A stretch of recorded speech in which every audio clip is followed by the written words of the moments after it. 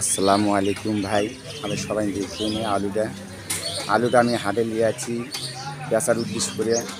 বেচতে পারলাম না ভাই, আলুর বাজার খুব কম। আলু ব্যাটে মানে পাইকারি নাই, মানে যে আলুটা কিনবে সেই ব্যাপারীটা নেই, সেই ব্যাপারীটাই নাই। আলু আমি কিনতেও পারতেছি, বেচতেও পারতেছি না। মানুষের টাকা পয়সা কিছু পাইবে ভাই, আলু দোকানদারের কাছ থেকে সার শুরু কিছু বাকি দিয়েছে, চাষ করছি, ইনভেস্ট করার মাধ্যমে টাকা চাপ দিয়েছে, সেই আলু হাটে নিয়ে যাচ্ছি।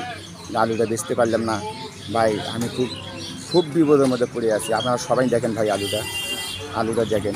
তা নিয়ত করছি সামনে বৃহস্পতিবারে একটা হাট আছে, তা আলুটা বাড়ি নিয়ে যাবো না, এই জায়গায় ঢাইলে রাখছি। তা যদি সামনে হাটে যদি বেচা হয় হবে, আর না হলে ভাই এখানে থিয়ে দেবো আলুটা। মাত্র 60 টাকা কেজি আলু বেচে আমাগুলো পোষাইতেছে না ভাই। আমি খুব অবহেলার মধ্যে পড়ে আছি ভাই। সবাই আমার এই ভিডিওটা দেখবেন, আর সবাই লাইক কমেন্ট শেয়ার করে কপি লিঙ্ক করে দিয়ে দেবেন ভাই। আমি খুব অসহায় গরিব মানুষ ভাই, আপনারা দেখবেন সবাই। খুব বিপদে মরে পড়েছে ভাই, চাষবাস করে দেখেন, আপনি সবাই দেখেন হাট, সবাই দেখেন ভাই। লাগলে আমার লাইক কমেন্ট শেয়ার করে দিয়ে আসবেন ভাই।